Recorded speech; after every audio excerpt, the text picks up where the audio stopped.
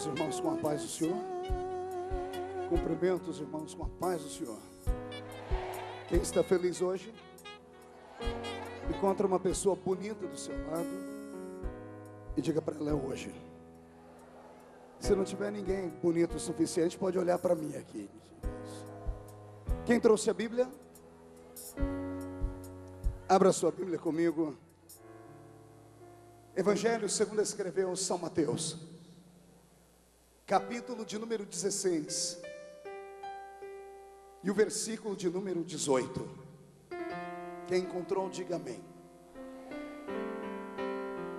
Também eu te digo que tu és Pedro, e sobre esta pedra edificarei a minha igreja, e as portas do inferno não prevalecerão contra ela. Não, você não entendeu, então eu vou ler de novo. Também eu te digo que tu és Pedro, e sobre esta pedra edificarei a minha igreja, e as portas do inferno não prevalecerão contra ela. Esta é a igreja. Coloque a Bíblia no banco, na cadeira, pegue na mão de alguém do seu lado, aperte a mão da pessoa com carinho até ela falar aleluia. Pentecostal que não faz barulho está com defeito de fabricação. Oremos. Pai das luzes, eu te exalto e te glorifico, e acredito que daqui a alguns minutos, Pai, a sua presença será tão viva aqui dentro deste evento, que alguns não vão conseguir voltar para casa andando, vão voltar voando nas asas da sua revelação. Até porque esse é o último dia da festa, e para o último dia da festa sempre fica o melhor vinho, Pai. Pai, escancar a porta do céu, e o quanto um homem ou uma mulher puder suportar da sua presença, derrama. Nós queremos sair daqui possuídos pela sua glória e assombrados com o seu poder. Antes que eu comece a desenrolar os seus oráculos, cerque este grande ambiente, e num raio de 5 quilômetros, onde houver um demônio alojado, eu dou a esses demônios 5 segundos para desaparecerem daqui, porque se não sumirem, serão queimados pelo poder da sua glória, que descerá sobre nós. O segundo pedido é um pedido de atrevimento. Se ainda tenho crédito no céu contigo como pregoeiro da sua palavra, eu gostaria que o Senhor abrisse as portas do céu e mandasse aqui para a terra uma comitiva de anjos, que estes anjos pudessem descer trazendo brasas de fogo nas mãos, que comecem a esparramar estas brasas entre nós, e onde houver um crente batizado com o Espírito Santo, renova ele agora, meu Senhor. Enche esse lugar e fala conosco, em nome de Jesus. E a igreja que é soberana diz amém. E com uma linda salva de palmas, tome seu assento, por gentileza. Tomai assento.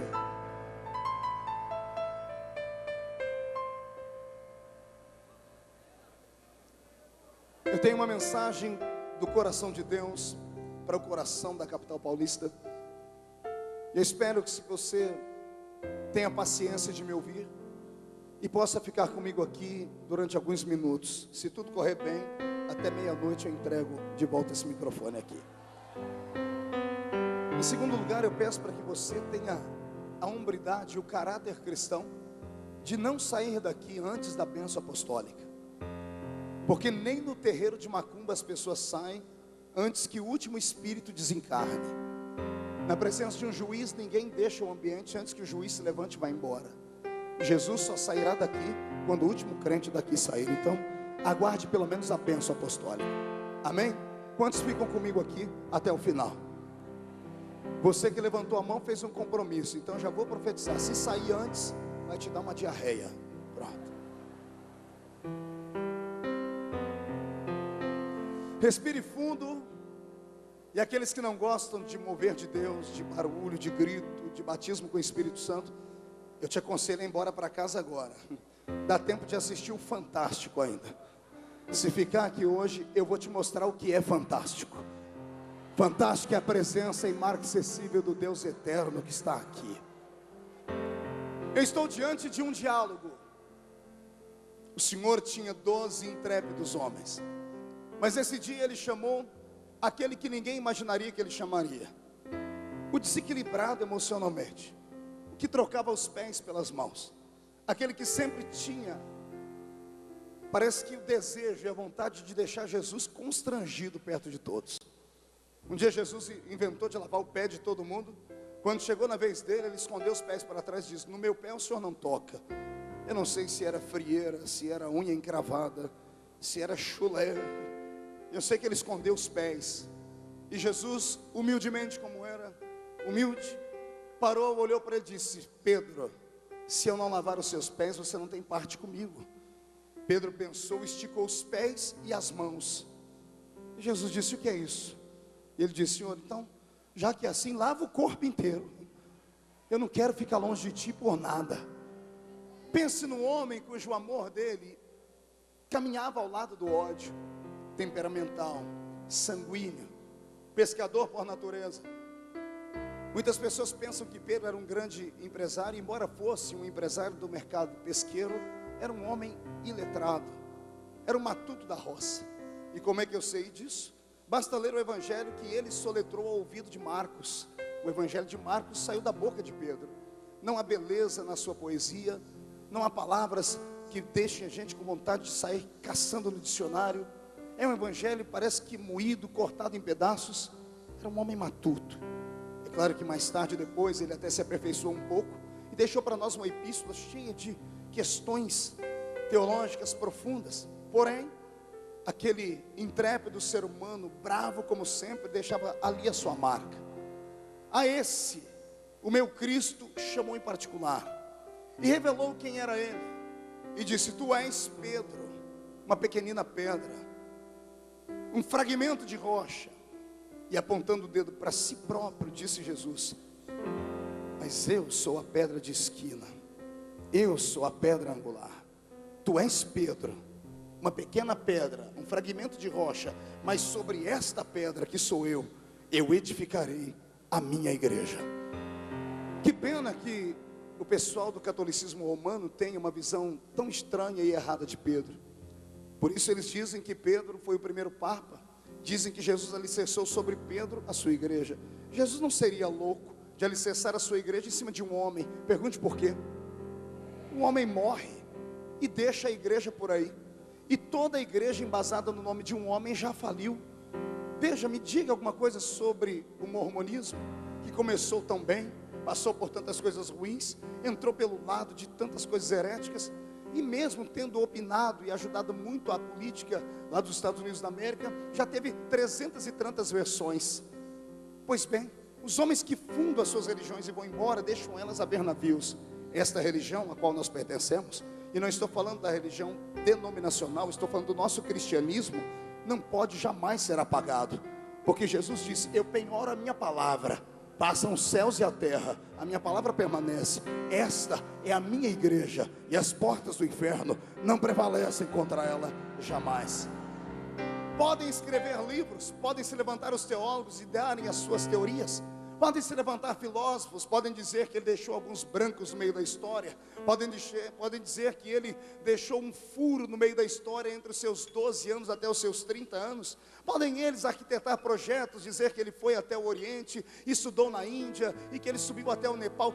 Falem o que quiserem, todos que falaram mal deles estão sepultados a 7 palmos abaixo da terra, e ele continua sentado à destra de Deus Pai, olhando para nós e dizendo: esta é a minha igreja, e as portas do inferno não prevalecerão contra ela. Podem se levantar príncipes, podem se levantar reis, podem se levantar filosofias políticas. Alguém viu por aí o comunismo russo? Alguém viu por aí esses homens que se levantaram e rasgaram a Bíblia, e queimaram a Bíblia, e pegaram pastores, e arrancaram as suas unhas, e dilaceraram as suas costas, e mataram os seus filhos? Idiotas, esta igreja é alimentada com sofrimento. Quanto mais o crente chora, mais ela cresce. Quanto mais sangue de crente bate no chão, mais ela prospera. Crente e a igreja de Cristo é igual uma clara de ovo. Bata na gente e a gente vai crescer cada vez mais. E se você não crê nisso, basta olhar para a minha vida. Você sabe o quanto eu já apanhei, sabe o quanto as pessoas me criticam. E cada hora me criticam por uma coisa. Uma hora pelo meu jeito de me portar, outra hora pelo meu cabelo, outra hora pela minha palavra, outra hora pela minha oração que eu faço, pedindo ao Senhor para cercar o lugar com anjos. Falem o que quiser, quanto mais me batem, mais o Senhor me exalta, mais o Senhor me guarda, mais o Senhor realiza os meus sonhos. E vou dar um conselho para você hoje. Se os seus inimigos estão pegando leve com você, eu vou orar para eles pegar pesado contra você. Porque quanto mais eles te perseguem, mais você chora. Quanto mais você chora, mais você se humilha. Quanto mais você se humilha, mais você deixa Deus te amando. Quanto mais Deus te ama, mais rápido Ele entregará um milagre e a palavra profetizada nos seus lábios. Receba hoje o impacto dessa presença. E por favor, se te jogaram no chão, levanta hoje, sacode a poeira e dá a volta por cima. Esse ano de 2008 não é só um ano, é o ano. Esse é o ano em que Deus estabelecerá um pacto com a sua igreja, e o que foi plantado esse ano você vai colher. Eu profetizo em nome de Jesus que o Satanás que te perseguiu sempre, se o ano passado ele latiu para você pensando que era um pitbull, esse ano você vai provar para ele que ele não passa de um vira-lata. Se desde que você começou a sua fé até o ano passado, o diabo atormentou você, sua família, seus descendentes, seus negócios, sua vida emocional e até o cachorrinho da sua casa, nós vamos inverter esse ano. Nós vamos atormentar Satanás. Nós vamos mostrar a ele qual é o lugar dele. E o lugar dele é debaixo dos nossos pés. Se tem alguém que acredita no que eu estou dizendo, dê um grito para acordar São Paulo.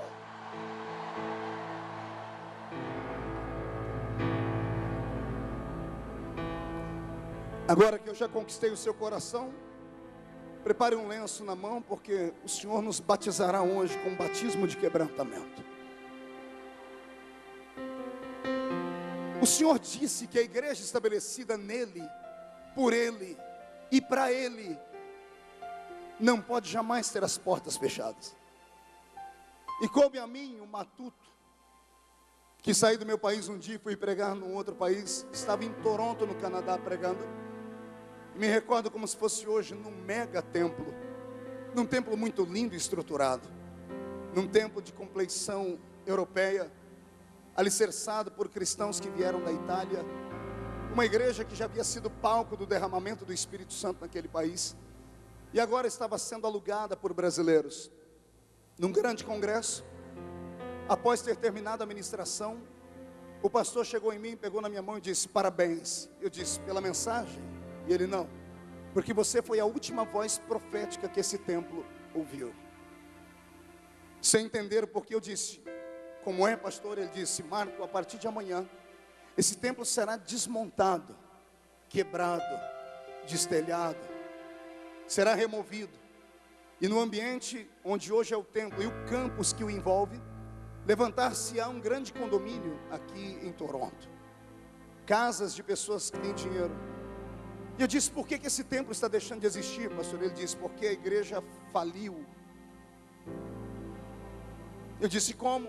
Ele disse: isso.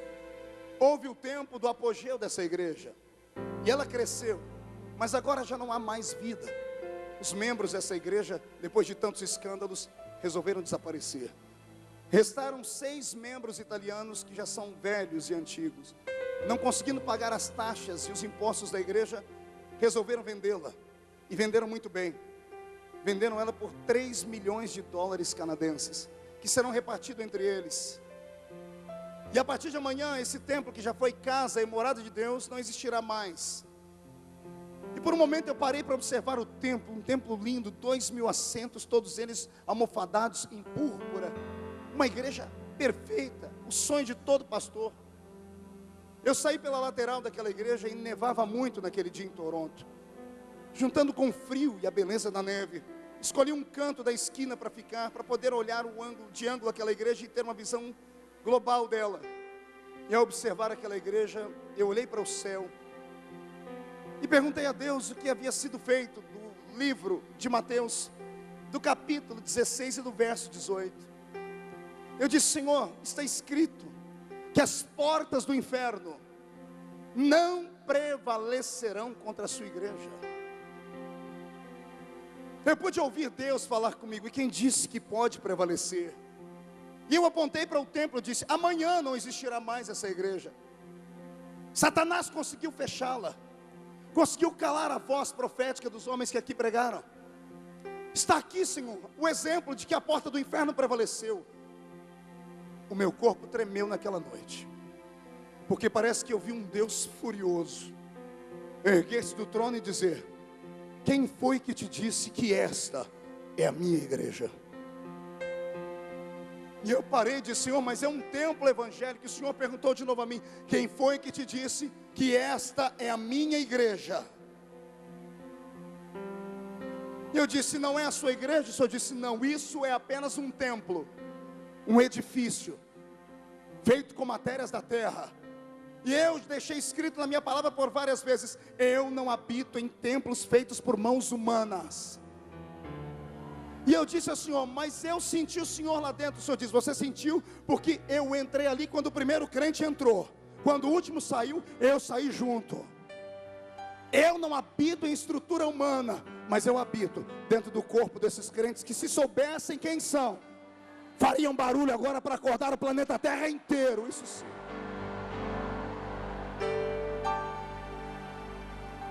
Eu quero hoje desmistificar aqui na minha mente, na sua, qual é a verdadeira igreja. Porque tem muita gente sendo enganada por aí.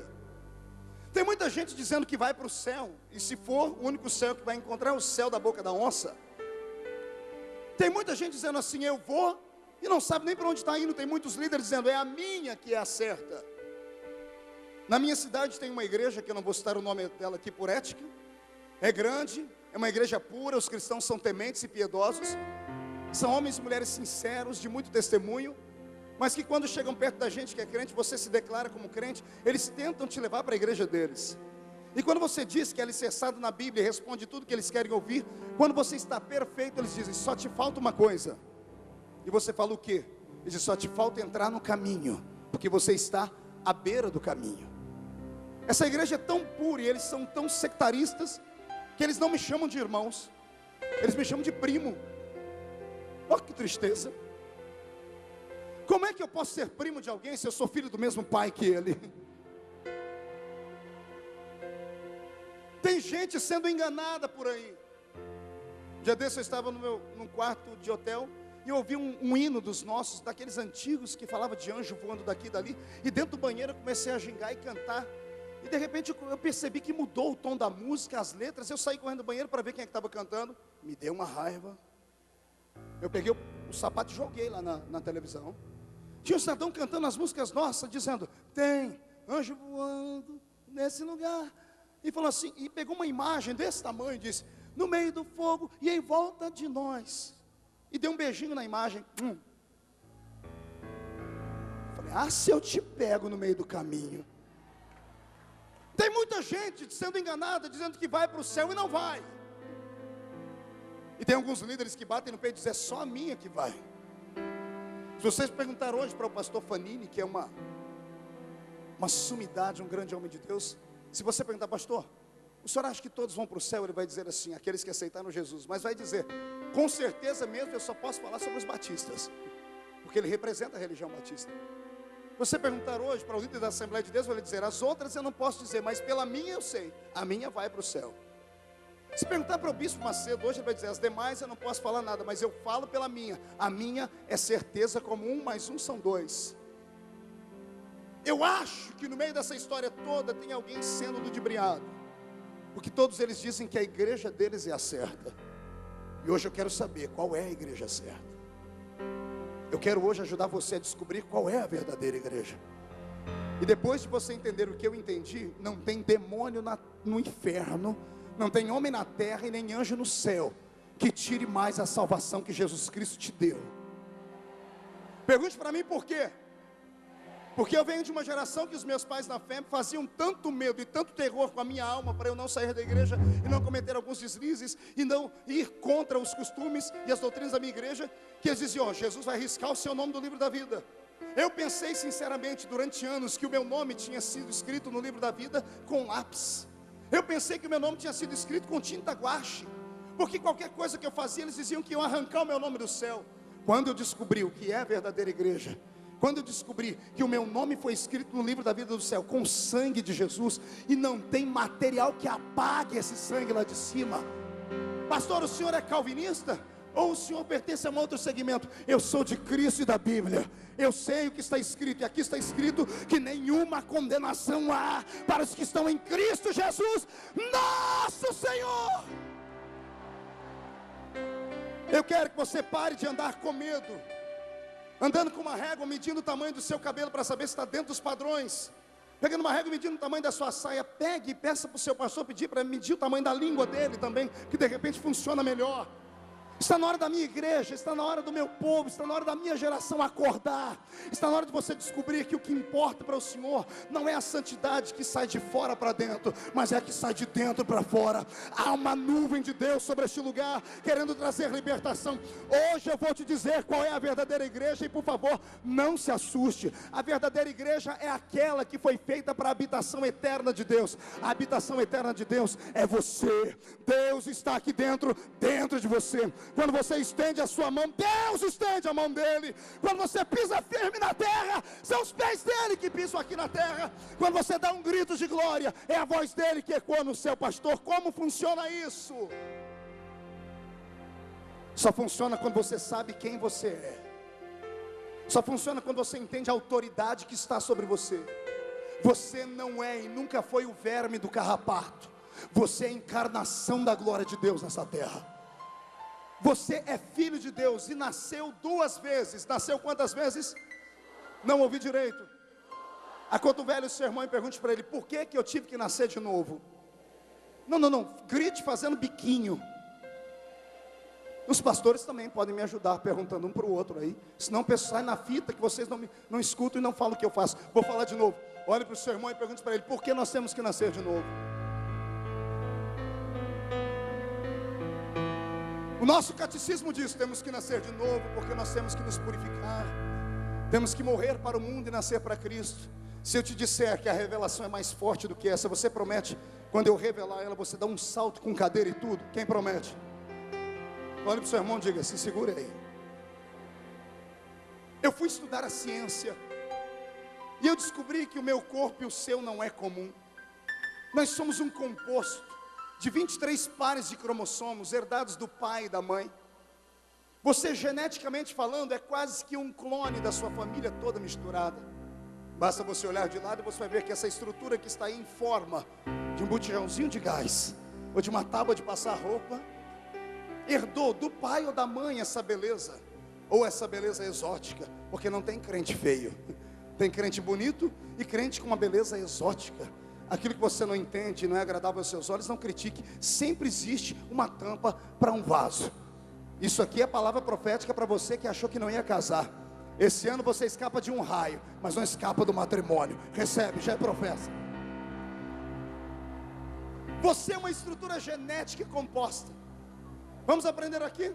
Quando você foi formado pelos genes do seu pai e pelos genes da sua mãe, através daquilo que parece mais um palavrão ou língua estranha, vamos ver se sai aqui: o ácido desoxirribonucleico. Oh glória, chega até a arrepiar, gente, esse negócio. Fala 3 vezes, está batizado com o Espírito Santo isso aqui, não é? Ácido desoxirribonucleico. O que é isso, pastor? É o tal do DNA. Você tem o DNA do seu pai e da sua mãe. Os olhos vesgos é do vovô, a perninha torta é da vovó, o cabelinho, oh Jesus, todo pichain, que para ajeitar não basta só passar escova, tem que usar um martelo. Eu sei porque eu posso falar, eu fazia isso. Quando eu era pastor Marco, versão Beto Barbosa, agora versão Antônio Bandeiras, as coisas mudaram. E não me mande cortar o cabelo, que eu mando você cortar a sua língua, hein? Nós herdamos isso do pai e da mãe. O filho é a cara do pai e a cara da mãe misturada. Quando você nasce de novo em Cristo, é por isso que Deus exige isso. Escute isso, isso aqui é muito lindo. Por que o ser humano tem que nascer de novo? Porque ele não nasce filho de Deus, ele nasce criatura de Deus. Todo ser humano nasce criatura. Dá para falar comigo essa equação? Todo ser humano nasce como criatura. Aponte o dedo no nariz da pessoa do seu lado, diga essa frase: todo ser humano nasce criatura, mas tem o poder de tornar-se filho de Deus. Como? Aceitando Jesus Cristo como Salvador da sua vida e da sua alma. Então veja só, quando você aceita Jesus, você torna-se filho, mas filho, para ser filho tem que nascer. E daí você nasce de novo, da água e do Espírito. Por isso a necessidade do batismo, porque publicamente você vai mostrar às pessoas que você nasceu de novo. E do Espírito, agora é mais forte. Pergunte para o seu irmão: e do Espírito? Está preparado? Olhe para mim. Quando você herdou da sua mãe e do seu pai os DNAs dele, você herdou características deles, você herdou a aparência do pai. A ciência diz que até alguns dons psicossomáticos podem ser herdados do pai e da mãe. Como o pai que é músico, o filho tem filho, como o Wesley que está tocando ali, o meu maestro. O Wesley nunca entrou numa escola para aprender música, sabe tudo de música.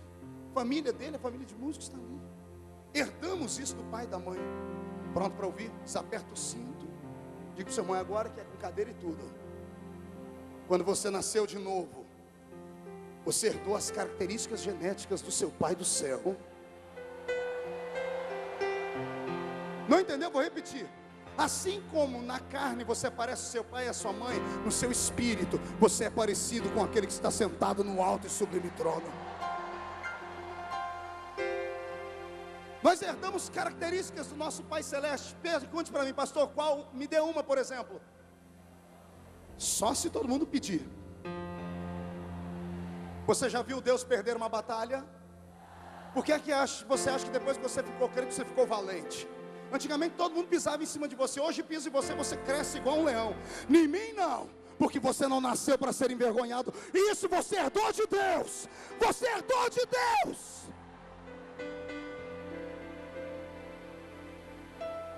Assim como Deus expulsou Satanás lá de cima e teve poder sobre ele, você herdou isso dele também. Pode vir contra ti Zé Pilintra, Zé Pilantra, Exu Caveira, Tranca-Rua, Preto Velho. Você pega todos com essa mão, com a outra mão abre a boca de sono, joga debaixo do pé e dá um chute no mulambo deles. Nenhuma força maligna se aproxima de você, se você entender de quem você é filho. Pastor, mas calma aí, eu sou filho e o diabo me atormenta. É porque você não sabe quem é seu pai. Tem um monte de gente que foi criado dentro de orfanatos, porque o pai e a mãe não podiam cuidar deles, e anos mais tarde o pai e a mãe se transformaram em pessoas ricas, e ficam procurando os filhos. Tem muita gente vivendo uma vida de mendigo com pais ricos. Agora, se o filho que é pobre descobre que o pai é rico, o pai herdou ele, o pai registrou o nome dele, acabou. O que é do pai passa para o filho. Quem concorda comigo?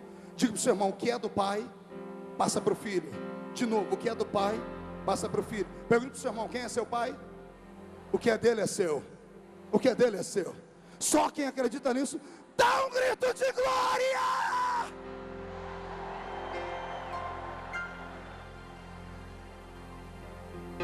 Você não é comum. Você não é natural. Você nasceu natural, mas agora anda no sobrenatural. Você continua tendo as mesmas reações, comendo carne, ovo, comendo arroz e feijão. Continua acordando com aquele olho sujo, cheio de remendo, cheio de seborreia. Continua tendo um monte de crises existenciais. Porém, você não é mais comum aos olhos dos demônios. Posso te dar uma revelação divina? Demônios não enxergam como homens, assim como animais não enxergam como homens, assim como animais são privados de verem cores, demônios são privados de verem coisas que você pensa que eles veem. Demônios, quando olham para você, não veem a sua estrutura física. Pode provar isso, pastor? À luz da Bíblia. Tem um nazareno que está começando o ministério. De repente ele diz: entremos dentro do barco e atravessemos o lago de Genezaré. A direção deles era Gadara. E quando entram na cidade de Gadara, os discípulos eram acostumados a ir para o centro. Atracam o barco, quando estão indo para o centro, eles veem Jesus ir para o outro lado. E eles dizem: para onde o senhor vai, Jesus? Para o cemitério. Mas o senhor não vai fazer uma cruzada? no centro, diz: não, eu vim aqui só por causa de um homem. Quando Jesus entra no cemitério, sai contra ele um homem possesso por demônios. Jesus não era conhecido ainda em Gadara. Diga para o seu irmão, ele não era conhecido em Gadara. Diga, a fama dele não havia chegado lá. Por isso ele não foi pregar no centro da cidade. Mas quando ele colocou os pés dentro do cemitério, os demônios que estavam dentro do homem olharam para ele e chamaram ele do quê? Quem lembra o nome que os demônios chamaram ele? Jesus? Sim ou não? Não. Os demônios não chamaram ele Jesus. Os demônios olharam para ele e disseram: que temos nós contigo, ó Cristo? Chamaram ele do quê? Cristo. Chamaram ele do quê? Não ouvi. Chamaram ele do quê? Filho de Davi. Os demônios não conheciam a estrutura física de Jesus. Jesus era para eles desconhecido.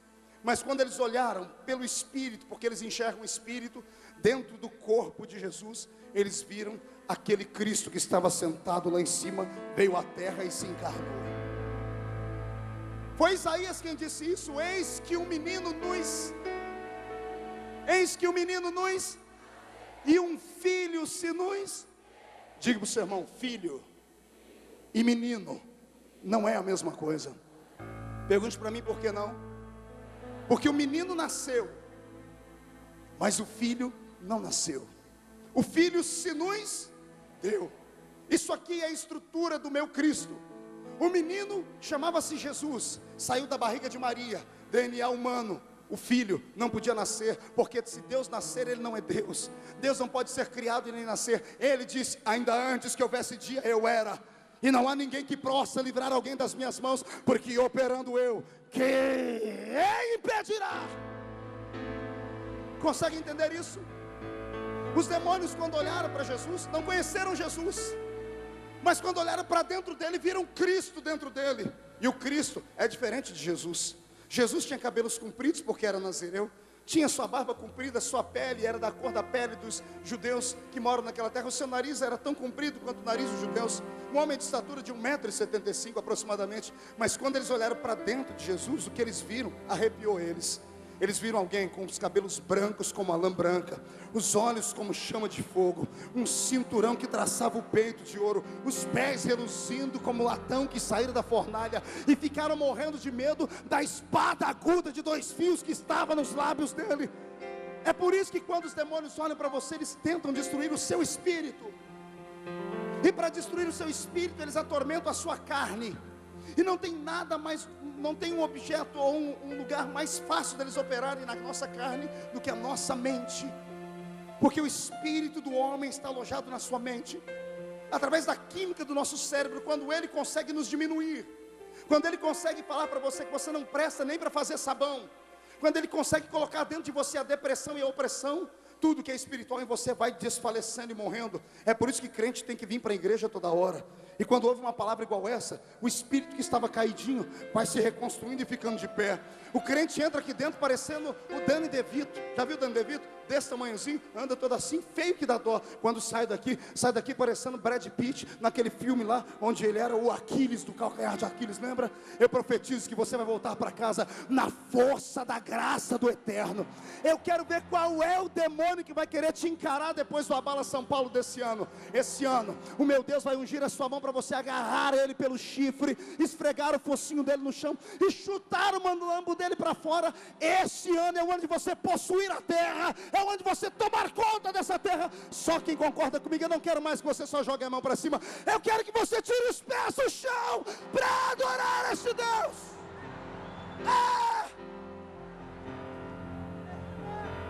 Olhe para o seu irmão e diga para ele: reage. Grite aí: reage. Você não é comum, você é a igreja de Cristo estabelecida. Quem é a igreja aqui? Agora dá uma olhadinha na sua igreja aí do lado, vê como é que ela está empoeirada, envelhecida. Sente o cheiro dessa igreja aí. Ela está cheirando o que? Carne? Ou está cheirando fumaça do fogo do eterno Deus? Me diga aí. Olhe para essa igreja e vê se ela tem cara de derrotada ou se ela tem cara de vitoriosa. Igreja que se preza, ela só serve para habitar a glória de Deus dentro dela. O que eu vou falar agora é muito forte. Um dia desses, na madrugada, eu estava preparando uma mensagem e comecei a cantar um hino, aquele hino do Fernandinho, derrama a sua Shekinah sobre nós. Muito linda aquela música. E eu comecei a falar, Senhor, derrama a sua Shekinah sobre nós. E como eu sou muito curioso, sempre fui, na hora despertou a minha mente. Por que eu nunca vi a Shekinah no Novo Testamento? Por que eu nunca encontrei a Shekinah no Novo Testamento? Alguém viu a Shekinah no Novo Testamento por aí? Só se estiver nos livros apócrifos, só se estiver nos outros 40 evangelhos encontrados no Mar Morto. Mas na minha Bíblia, no Novo Testamento, a Shekinah não se apresenta. Isso, ao invés de me trazer alegria, me trouxe desespero. Por um momento eu cheguei a pensar, será que é só ilusão? Será que essa história de glória que vem sobre nós no culto é uma coisa que nós criamos através da nossa mente? Eu comecei a orar e falei, Senhor, cadê a sua Shekinah? E eu fui sistematizar o estudo da Shekinah, descobri algumas coisas que você precisa saber. A Shekinah vinha através de uma nuvem, mas ela não era uma nuvem. A Shekinah de Deus era transportada por uma nuvem, mas ela não era uma nuvem. Aquela nuvem era o transporte da Shekinah. Servia para duas coisas: filtrar a glória do Eterno para ela não pegar na terra, porque senão ela derreteria a terra inteira. E segundo, servia de carruagem real, porque Deus vinha em cima dela. Mas no Novo Testamento ela não aparece nem na transfiguração de Jesus. E a nuvem que o ocultou ali no livro de Atos capítulo 1 não era a famosa Shekinah. Lá pelas 4:30 da manhã eu falei, Senhor, estou desesperado, cadê a Shekinah? O Senhor disse, vou te mostrar, levanta e vai no quarto. Quando eu abri a porta do quarto, eu vi a minha esposa dormindo, e minha esposa é branquinha, chega a cintilar. Eu olhei e falei, minha esposa? É a Shekinah?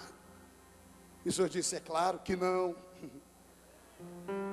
Porque mulher é mais sensível. Eu pensei que a Shekinah de Deus eram as mulheres. O Senhor disse, não. O Senhor disse, vá para a penteadeira. Quando eu cheguei na penteadeira, tinha um monte de olhinho que eu trouxe de Israel, óleo de unção. Eu falei, será que o Senhor, se a sua glória, a sua Shekinah agora é o óleo do azeite de oliva? Eu peguei o vidrinho e falei, Senhor, isso aqui é a Shekinah? O Senhor disse, não.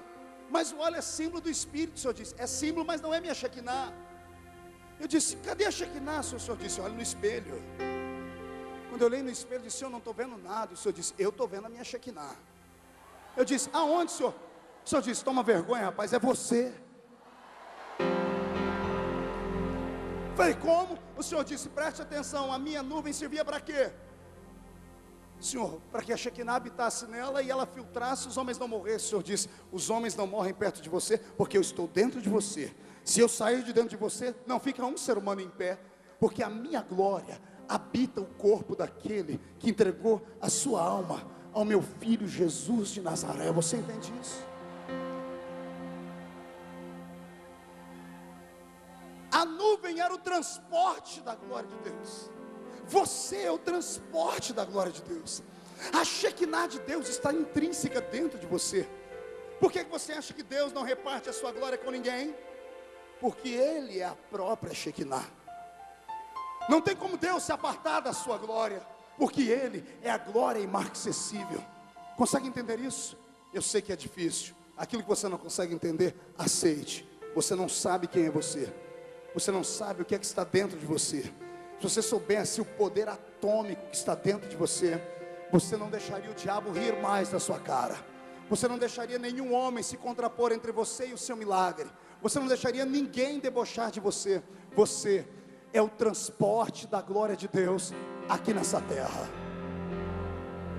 Vou repetir, você é a condução da Shekinah de Deus aqui nessa terra. O que gera um milagre é a glória de Deus. Porque é que você acha que a Bíblia diz, porão a mão sobre os enfermos e os curarão? Você acha que esse pedaço de pele que você tem aí, que reveste ossos com sangue tipo A, B ou universal, você acha que esse dedo cheio de anéis e essas unhas encardidas, ou essas unhas cheias de unheiro, você acha que é isso aí que cura? O Senhor está dizendo, eu uso a sua mão para curar, porque quando você coloca a sua, eu coloco a minha junto. Você não sabe a glória que habita dentro de você. Eu te convido a descobrir hoje o poder que está dentro da sua vida, porque se você descobrir, vai acontecer na sua vida o que aconteceu comigo. O Senhor deu uma alavancada no ministério, na minha vida espiritual, na minha vida emocional. Eu não aceito derrotas, porque fui estabelecido na terra como representante de Deus, porta-voz de Deus e condução de Deus. Quando eu ando, Deus anda comigo. Quando eu paro, Deus para comigo. Quando eu estendo a mão, Deus estende a mão comigo. Quando eu dou um grito, Ele grita comigo. Por que é que você acha que os demônios te respeitam? Como é que o demônio vai respeitar um homem, uma mulher como você, que tem 1 milhão de defeitos? Eles respeitam, porque quando ele olha para você, ele vê exatamente aquilo que os demônios viam em Jesus. Eles não olham para a carcaça, eles olham para aquele que habita aí dentro de você. E aquele que habita dentro de você pode qualquer coisa. Murcha a barriga e estufe o peito, bate no peito até fazer barulho. Os pastores me acompanham. Olhe para o seu amigo e diga assim: você não sabe o que tem aqui dentro. Diga, aliás, nem eu sei direito. Se você soubesse o que tem dentro de você, você ia ter medo até de levantar a mão para o lado do irmão. Alguns homens nesse mundo adquiriram uma unção e uma intimidade tão grande, que quando estendem o braço, cai todo mundo para o chão. Outros, quando pegam o seu paletó e passam por cima do povo, as pessoas caem pelo chão. Eu sei que os doutores aqui de São Paulo vão me lascar de novo, vão falar de mim, fale o que quiser, eu não estou nem aí. Eu já vi isso acontecer, já aconteceu comigo. Eu já tive visões de Deus. Pode me chamar de maluco, desequilibrado, o que for. Existem homens nessa terra que sabem a autoridade que têm e utilizam ela. É por isso que estão no nível que não pode ser atingido. Ei, aqueles que falam de você só falam porque queriam estar onde você está e não conseguem. É por isso, o caminho mais curto dos invejosos é tentar ser o que você é e não sabe. Como não podem ser igual a você, eles falam de você, porque isso te põe eles em pé de igualdade como antagonistas. Todavia, há um no céu que justifica e que nos guarda. Eu profetizo hoje que o nível espiritual da sua vida em 2008 será tão grande que você vai deixar de estar no jardim de infância da igreja para atingir altos níveis de conhecimentos com Deus. Só quem crê, só quem quer, só quem deseja, só quem aceita faz barulho. Abala São Paulo!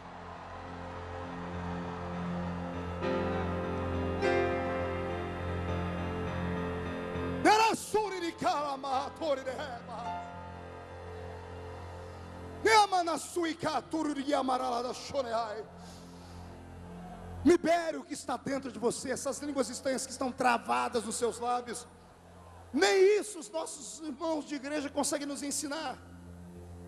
Eu venho de uma geração que só fala em línguas quando sente. E sentir o que para falar em línguas? Um arrepio pelo alto da coluna? Ter uma visão de um anjo com 6 asas? O que é que você tem que sentir para falar em línguas? Nada. As línguas que Deus te deu, Ele devolveu para você. São as línguas que o homem devia se comunicar com Deus no princípio. Quem fala em línguas não fala a homens, fala direto no ouvido de Deus. Então, ao invés de pegar o telefone e ligar para a amiga, passar a madrugada no MSN, ficar mandando torpedinho para os amigos, use as suas línguas para falar com aquele que está lá em cima. Atravesse a terra! Vai!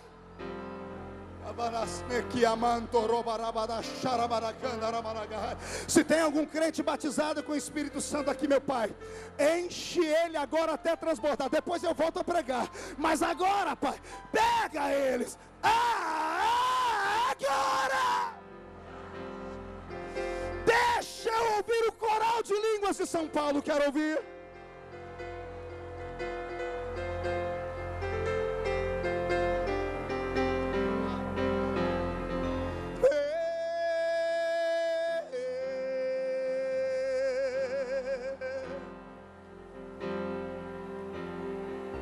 Te desafio a orar e te convido a adorar. Você não é comum, nunca foi e nunca será. O seu corpo pode não ser sadio, a sua voz pode não ser afinada, mas dentro de você tem um que não tem medo de nada. A glória do Eterno habita aqui. E se você concorda comigo, erga as mãos para o céu, porque vamos subir. Onde houver alguém que acredita em unção, receba a visitação agora. Agora, meu irmão. Sharanagassuri de Kandaramanagai.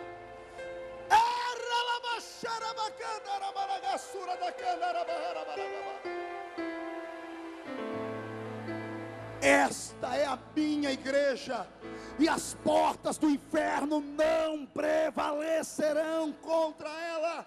Quem se levantar contra você hoje, depois deste conhecimento, terá dois trabalhos. O primeiro é se levantar e o segundo é cair. Deus protegerá você. Quem concorda, tome o seu assento adorando a Jesus. Diga para o seu irmão, já já a gente vai à glória. Você não é comum. Você não é mais um.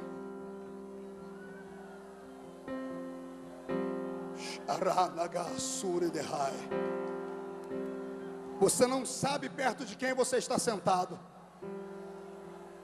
Até o crente mais pacato no nosso meio, até essa pessoa tímida, é morada de Deus, é carruagem do Espírito Santo.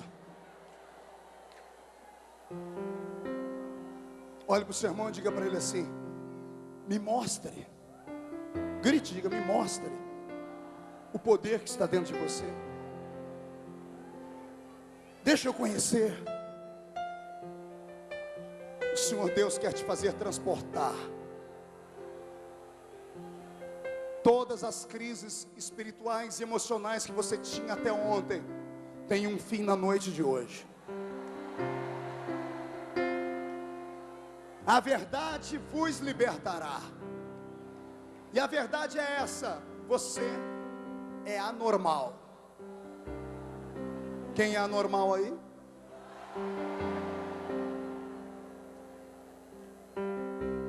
Então, mostre a unção que você tem. Põe o diabo no lugar dele.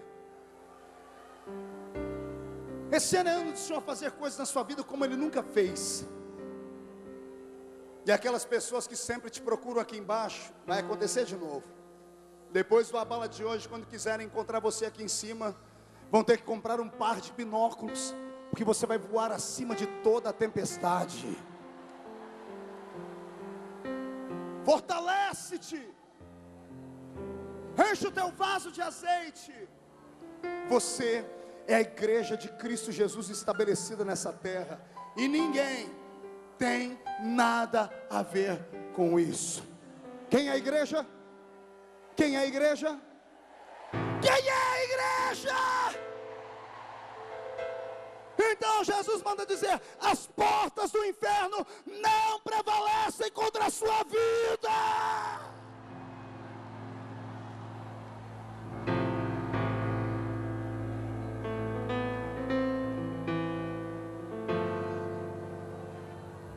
Você não é tão fraquinho como pensa que é. Olhe para mim. Eu vou lhe dar duas razões para lhe provar que o reino das trevas só prevalece contra você quando você não sabe quem você é. Primeiro, você não é, nunca foi e jamais será comum, exatamente pelo fato de ser igreja. E como igreja você tem direitos. Diga comigo, direitos. Não ouvi direito. Pergunte para mim, pastor, qual é o meu direito? Seu direito é ser guardado, protegido, lacrado, cercado. Olhe lá o que eu vou falar agora, hein? Imortalizado. Enquanto há promessas, ninguém pode te matar. Então Deus imortaliza alguns até cumprir as promessas dele na vida deles. É direito seu, é nossa herança. Se eu provar para você que quem tem que ter medo é o diabo, você promete que vai dar glória a Deus bem alto aqui, bem forte? A minha Bíblia diz que ao lado daquele que teme a Deus anda o anjo do... Quem teme a Deus? Então diga para o seu irmão: o anjo que me guarda está aí. Pergunte para o seu irmão: aonde? Não pode estar dentro de você, porque anjo não incorpora ninguém. Os anjos que te acompanham estão no nível acima de você. Como o anjo não é onisciente, eu imagino como é que até os anjos ficam felizes numa festa como essa. Pergunte por quê? Porque eles veem os amigos que estavam com ele lá na eternidade. Eu imagino um anjo agora forte, bem acima de você, com a espada pronta, desembainhada, e o outro lá onde... Ei, você não é aquele anjo lá do lado sul do céu? Sou eu. O que você está fazendo aqui, rapaz? Quanto tempo eu não te vejo? Já tem uns 40 anos. Faz 40 anos que aquele cidadão que está ali embaixo aceitou Jesus como Salvador, e eu fui incumbido de guardar ele. É por isso que você não me vê mais lá. E eu estou aqui, faz pouco tempo, eu estou aqui só há 5 anos, porque tem 5 anos que aquela ali aceitou Jesus. E você não pode se mover daí? Não, como eu não posso me mover daqui, por quê? Porque se eu sair daqui, o diabo vai querer tragar eles. E o Senhor disse, guarde eles, porque eu tenho um plano e uma obra na vida deles. Satanás, para tocar na sua vida, tem que romper esse anjo aí. O que eu vou falar agora é para arrancar, está tudo a toca. Na queda da grande batalha cósmica, diz a Bíblia que Miguel e os seus anjos destruíram o reinado do dragão, expulsaram do céu todos aqueles que se transformaram em inimigos de Deus. Caiu do céu 1/3 dos anjos que lá tinham. Quantos caíram? Faz o número 3 para mim assim. Levante, olha para o seu irmão e diga: no céu era assim, 3/3, plenitude. Na batalha, diga para o seu irmão, segura o dedo, diga: na batalha, caiu 1/3, derrube um dedo. Diga para o seu irmão, sobraram 2/3 ainda. Agora minha matemática é matemática de gente da roça. Se eu entendo, para cada demônio que luta contra você, tem no mínimo 2 anjos para acabar com ele. Vou repetir, para cada demônio que luta contra você, tem 2 anjos para acabar com ele. É por isso que Jesus disse com segurança: as portas do inferno não prevalecem contra você. Não bastasse ter anjos para te guardar por fora, quando aceitaste Jesus como Salvador, você foi coberto pelo sangue dele, e o sangue dele te justificou. Com a cobertura desse sangue, Satanás tenta te acusar, e ele só consegue quando você dá brecha, porque caso contrário, você se transforma em uma garça. Transforma no que? Numa? Olha que coisa bonita, dá uma musiquinha bonita aí, porque eu vou fazer um poema agora, Wesley. Uma garça, a garça é uma ave de cerrado, que quando está com muita fome, desce ao eirado, e chegando no eirado, vai até as partes mais sujas, e nas partes mais sujas é obrigada a se sentar, porque senão não consegue se alimentar. Com seu biquinho cravado no chão, tira para si o seu sustento, e ao se levantar, o barro está nela colado, que tira toda a sua beleza do seu assento. Quando vê que está suja, ela não corre, para de frente do sol e espera ele secar. Quando o sol a seca, ela começa a se chacoalhar, e como a sua pena é sedosa, melhor do que todas as aves, ao se chacoalhar, cai todo o barro, e ela volta a brilhar de novo, porque é uma ave especial, porque recebe nesse momento um renovo. Crente, salva, isso eu inventei agora, depois eu quero que alguém pegue e escreva para mim, saiu agora aqui, o poema, a história já existe. O crente é como uma ave depois que ele aceita Jesus, como uma garça. Joguem lama nele, joguem barro nele, ele está tentando sobreviver, e às vezes para sobreviver tem que entrar no meio daquele lugar que não presta, porque ser luz na luz é fácil, quer ver ser luz na treva. É como aconteceu com Leles, moço puro de igreja, santo. Quantas pessoas disseram: vai entrar na política e vai se sujar. Crente não deve entrar na política porque vai se sujar, pastor. Ser luz aqui dentro é fácil, quero ver ser luz no meio das trevas. E está lá, fazendo obra para o Senhor, ganhando almas para Jesus, continua pregando até mais forte do que antes, porque a luta é grande, leva ele a oração maior. Amado, você é como uma garça, deixa jogar lama em você. Pastor, e quando fica muito sujo? Você vai e para debaixo da luz do sol da justiça. O sol da justiça vai secar o barro, aí só se chacoalha. Só que só pode se chacoalhar quem é pentecostal, porque ele entende de chacoalhar. Chacoalha, o barro cai e você adora. Nenhuma mentira falada contra ti vai prosperar. Nenhuma cova aberta contra ti te receberá. Quem abriu a cova será sepultada nela, e você vai voar para adorar. Eita, Jesus de Nazaré. Não bastasse os anjos, tem o sangue. Como se não bastasse anjos e sangue, você ainda tem dentro de você o próprio Deus. O Espírito Santo habita aqui. Só um demônio maluco para te encarar, ou um demônio que sabe que você não sabe o que tem. Porque quando você não sabe o que tem, você se amolece, você se enfraquece, você se mutila, você se julga, e fazendo isso você quebra completamente a autoridade que está sobre você. Não ande de cabeça baixa na terra. Não se curve para ninguém a não ser o seu Deus. Respeite os que estão acima de você na autoridade, porque a autoridade tem que ser respeitada. Mas não se curve para déspotas, para gente ruim, para gente que quer te matar. Não se curve para esses coveiros espirituais que existem nas igrejas. Não tenha medo dos homens tirarem aquilo que Deus te deu, porque ninguém consegue tirar aquilo que Deus te deu. Não, pastor, mas eu fui consagrado lá e tiraram a minha consagração. Homem tira o que homem dá.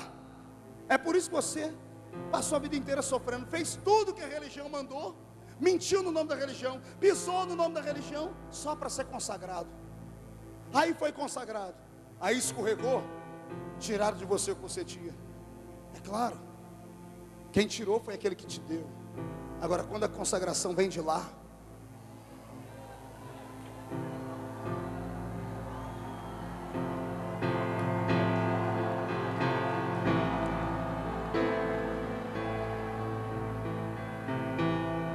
pastor, nem mais nem menos. Pastor, mas e a pessoa que cai? E a pessoa que peca? Boa pergunta, hein? E a pessoa que escandaliza e deixa a gente entristecido? Boa pergunta, hein? Vamos perguntar a Deus. Pai, aquele irmão pecou e caiu, e agora? Deus olha e diz assim: você está surpreso? Eu estou. O Senhor diz: eu não. Por que não? Porque eu sou Deus. Quando eu chamei ele, eu sabia de tudo. E por que o Senhor deu para ele poder, sabendo que ele ia cair? Porque eu sou Deus, faço o que quero. Mas Senhor, ele está dando prejuízo. Eu sou o investidor.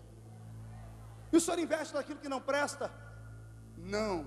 Todo investidor compra aquilo que está falido, e até começar a dar lucro demora um tempo. Mas depois que dá lucro, o que eu comprei por 1 vale 100. O que o Senhor quer dizer? Eu quero dizer que aquele que caiu, eu previ que ele caiu. Só que agora, quando ele se levantar, a glória do segundo templo será maior do que a da primeira. Se as igrejas tivessem entendimento de misericórdia, iam pegar os homens e as mulheres que foram vencidos e humilhados, iam dar de volta para ele tudo que eles tinham. Porque agora eles vêm com raiva do diabo. E quando um crente se levanta com raiva de Satanás, não tem para mais ninguém. Eu te desafio hoje a dar na cara do diabo. Dá na cara dele, crente. Mostra para ele qual é o lugar dele. Vai ele operar lá na Sapucaí. Aqui quem manda é o Espírito Santo do Senhor.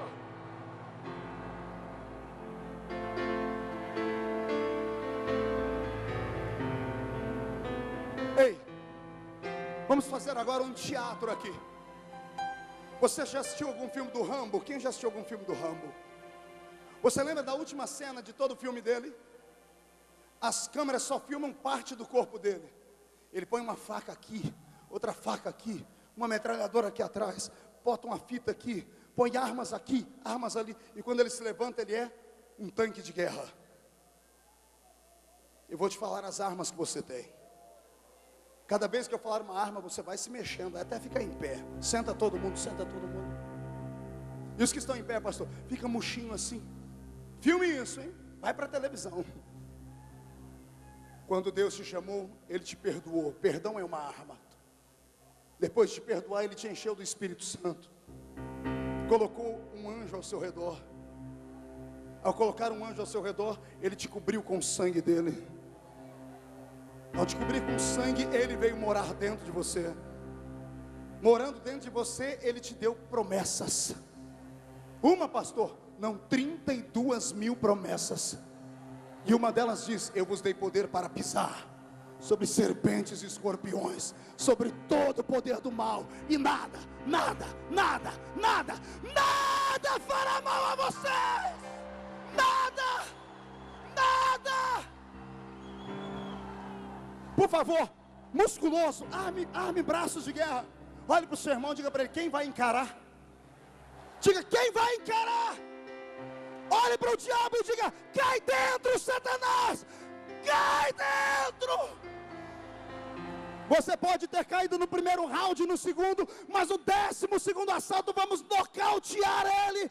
Você já tem o último capítulo da sua história escrito: vitória, vitória, vitória, vitória.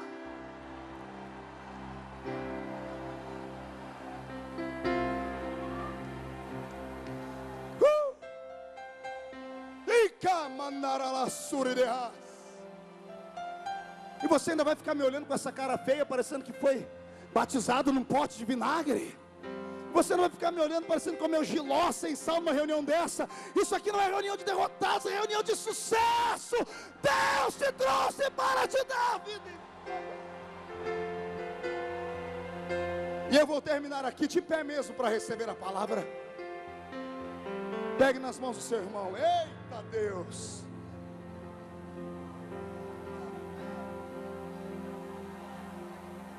Vê se o irmão está vivo ainda.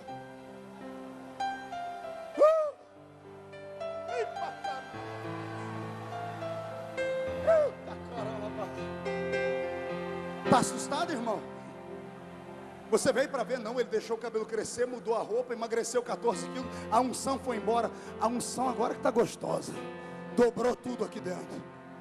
Seja feliz para receber a unção e se prepare para ser o veículo de Deus na terra. Segundo direito, eu disse segundo. Você é noiva. Você é noiva. A igreja é a noiva. A igreja é a noiva de quem? Jesus é um ser comum. Ele é o quê? Ele é o quê, Jesus? Ele é o quê? Deus. Ele é o quê? Olha para o seu irmão e diga: o meu noivo. Diz para ele: é até chato falar. Meu noivo é Deus. Vai encarar? Pastor, o que o senhor quer dizer com isso? Quer que eu te diga? Olhe para cá. Eu vou te mostrar as características da noiva. Um dia tinha um homem na terra, apóstolo, todo apaixonado. Era um namorador inveterado. Ele teve 700 mulheres e 300 concubinas. Salomão. Dado a segmentos políticos, por isso ele tinha tantas mulheres. As pessoas davam a filha para que tribos se agregassem à nação, coisas assim. Alianças políticas. Mas um dia ele se apaixonou de verdade. Ele arriou os 4 pneus por uma tal de sunamita. E quando ele foi escrever uma carta para ela, ele disse: Senhor, eu sou sábio, mas me inspira para eu não perder o amor dela. E eu imagino Deus dizendo: ela é bonita, Salomão? Ele dizendo: ela é meilená. Meilená significa negra como um carvão. Salomão disse: ela é uma pérola negra. Ela é bonita, Salomão? Senhor, eu quero beber vinho no umbigo dela. Pastor Marco, isso é feio? Não, está na Bíblia. Um dia chamaram o livro de Cantares de Salomão de livro pornográfico. Mas não é. Fala do amor de um homem para uma mulher e os seus desejos. O que mais, Salomão? Senhor, o corpo dela é esguio. Estou apaixonado por ela. Senhor, o senhor nunca viu ninguém tão bonita. Aí Deus ficou: como é que é, Salomão? Ela é linda, Senhor. Salomão, eu também estou apaixonado. Como é que é, Senhor? Eu também estou apaixonado. Quem é ela, Senhor? Na verdade, ela ainda não existe. Mas como eu sou Deus, eu vejo passado, presente e futuro. Eu já não vejo a hora dela vir existir. Como é que ela é, Senhor? Eu vou te mostrar o retrato dela. E você que é sábio, me diga o nome dela. E Deus fez explodir na frente dele uma visão. E quando ele olhou no capítulo 6 de Cantares, ele disse: quem é esta que aparece como a alva do dia? Ele limpa os olhos porque ela brilhava demais. Quando olha, já não é mais como a alva do dia. Quem é essa que aparece como a alva do dia, formosa como a lua? Salomão está tremendo. Ele limpa os olhos e diz: já não é mais como a lua, é brilhante como o sol. Ele limpa os olhos porque brilha mais que o sol. Diz: já não é como o sol, é formidável como um exército com bandeiras. Quem é esta? O homem mais sábio do mundo não morreu sem ter a resposta. No dia do arrebatamento, depois que eu dar um beijo em Jesus, encontrar meu pai, meu avô e meu filhinho que já foram para lá, depois que eu encontrar Abacuque, que é o profeta do meu coração, porque eu acho que ele era baixinho, que todo baixinho é invocado, dar um beijo nele e dizer: Senhor, obrigado, eu sou fruto da sua oração. Qual oração? Aquela: aviva, ó Senhor, a sua obra no meio dos anos. Eu quero correr e encontrar Salomão. E quando eu encontrar Salomão, quero que tenha um monte de gente do Abala São Paulo comigo lá, amém? Eu quero olhar para a cara do homem que viveu mais sábio. Vou dizer assim: você lembra da pergunta que você fez e morreu sem conhecer? Qual? Aquela do capítulo 6, vou ter que lembrar ele, né? Qual? Lembra que você disse: quem é esta que aparece como a alva do dia, formosa como a lua, brilhante como o sol e formidável como um exército com bandeiras? Sim, eu morri sem saber quem era. Eu vim te apresentar ela. Cadê ela? Cadê ela? Falei: você está olhando para ela, rapaz? Olha aqui atrás de mim, ó. Tudo isso aqui, ó. Qual é o nome dela, rapaz? Igreja. Esta é a minha igreja, e as portas do inferno não prevalecerão contra ela. Debaixo desta revelação, eu te convido a pegar na mão do seu irmão. Não vamos além da mão. Pegue ela pelo braço. Ao retornar para casa hoje, paulista, ou nordestino que mora em São Paulo, ou carioca, ou baiano, enfim, ao voltar para casa hoje, não entre na rua dessa casa de cabeça baixa. Esse é o ano da restituição. E eu amo a existência desse congresso, porque aqui eu posso falar as coisas que eu falei hoje. Tive uma reunião com o apóstolo e disse: isso é o reino, e é por isso que eu preguei isso. A igreja verdadeira não é a estrutura denominacional. Porque a estrutura denominacional, embora seja importante, ficará. A igreja verdadeira é esse cidadão que você está segurando pelo braço. E diga para ele: eu te ajudo e você me ajuda. Eu te respeito e você me respeita.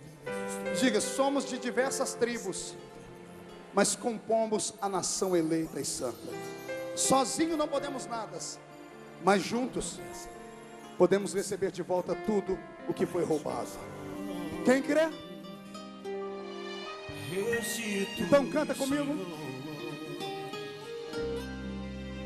Os planos que foram embora, sonho que se perdeu, o que era festa e agora é luto do que já morreu. Não podes pensar que este é o teu fim, não é o que Deus planejou. Levante-se do chão, erga um clamor, restitui. Eu quero de volta o que é meu, sara-me e põe teu azeite em minha dor. Restitui, leva-me às águas tranquilas, lava-me e refrigera minha alma. Restitui. É tempo, Senhor. É tempo de devolver ao seu povo que foi roubado. É tempo de ajudar a família que está espalhada. É tempo de desenterrar os sonhos que estão... Canta comigo e com Davi. Os planos que foram embora, os sonhos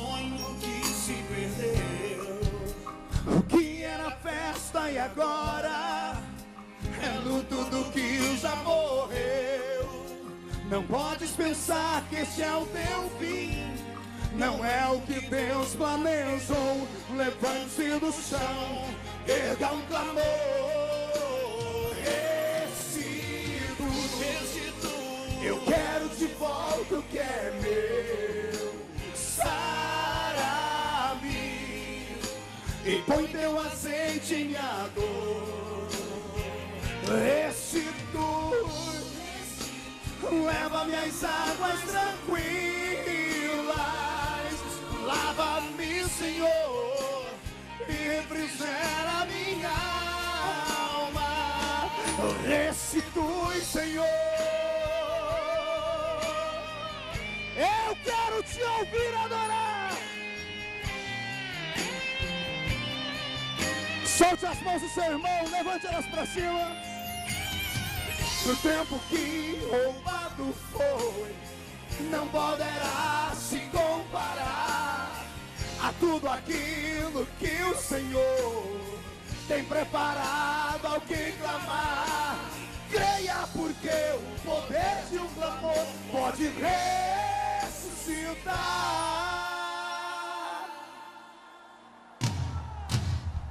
Restitui, eu quero de volta o que é meu. Sara-me, põe teu azeite em minha dor. Restitui, leva-me às águas tranquilas. Lava-me, Senhor, e refrigera minha alma. Restitui, restitui, restitui, restitui, restitui, Senhor.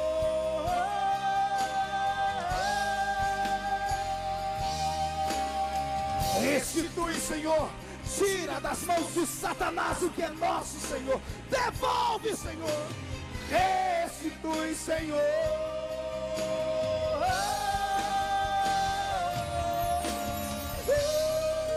Restitui, Senhor. Quem pode erguer as mãos aos céus e gritar? Levante a mão direita. Diga em nome de Jesus: todos os demônios que roubaram a minha identidade, que roubaram a minha história, destruíram o meu passado, falaram que o meu futuro não ia acontecer, eu ordeno, para a palma da minha mão agora, feche. Levante. Eu vou contar até 3. No 3 você joga no chão. No 3 o sonoplasta solta o meu CD. O Wesley toca comigo. 1. Você é igreja, e as portas do inferno não prevalecem contra você. 1,5. Por amor à igreja, a família toda será salva. 2. Toda arma forjada contra ti cai no chão hoje. 2,5. Esse é o ano de receber de volta tudo que te pertence. 2,75. Amanhã será melhor do que hoje. Diga para o seu irmão: amanhã será melhor do que hoje. Amanhã será melhor do que hoje. 2,95. Satanás perdeu. 3. Jogue no chão, pise em cima.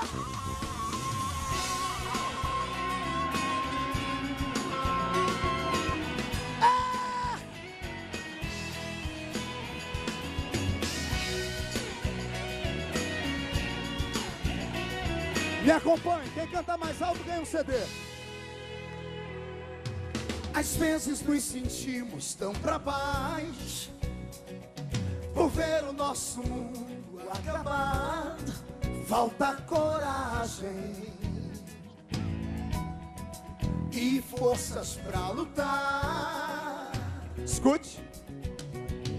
Às vezes nosso mundo é destruído, como um galho seco ao chão caído, um forte vendaval vai acabar hoje, que vem nos afogar. E nessa hora triste a gente tem que acordar, saber que o globo gira e põe as coisas no lugar. Há tempo pra sorrir, também há tempo pra chorar. O mundo gira. Hoje você está embaixo, amanhã estará em cima.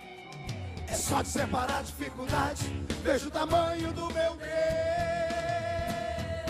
Vai ser melhor o amanhã, vai ser melhor o amanhã. E por maior que seja a nossa luta pra vencer, o Deus que a gente crê é bem maior. Vai ser melhor o amanhã. Cante!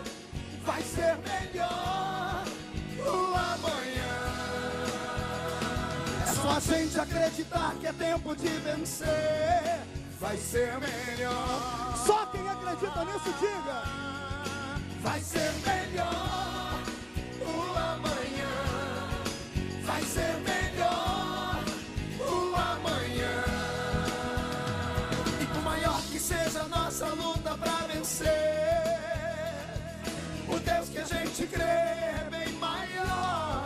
Vai ser melhor o amanhã.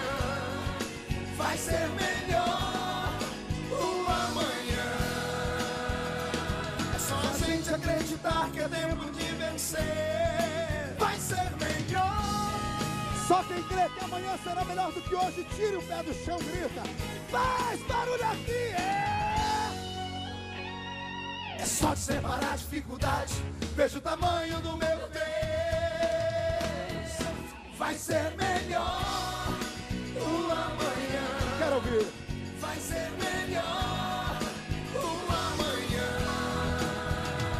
E por maior que seja a nossa luta pra vencer, o Deus que a gente crê é bem maior. Vai ser melhor o amanhã.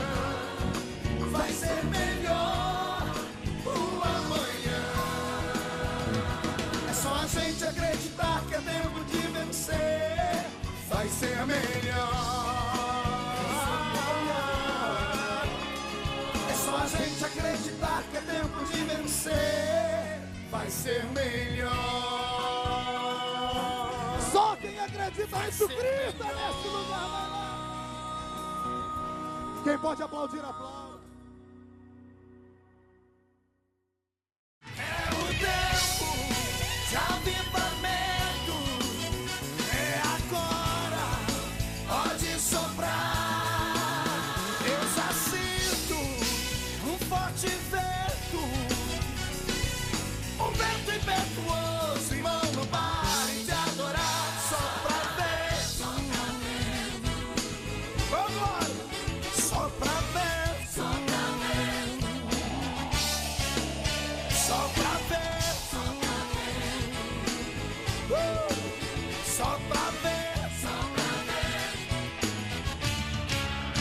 Só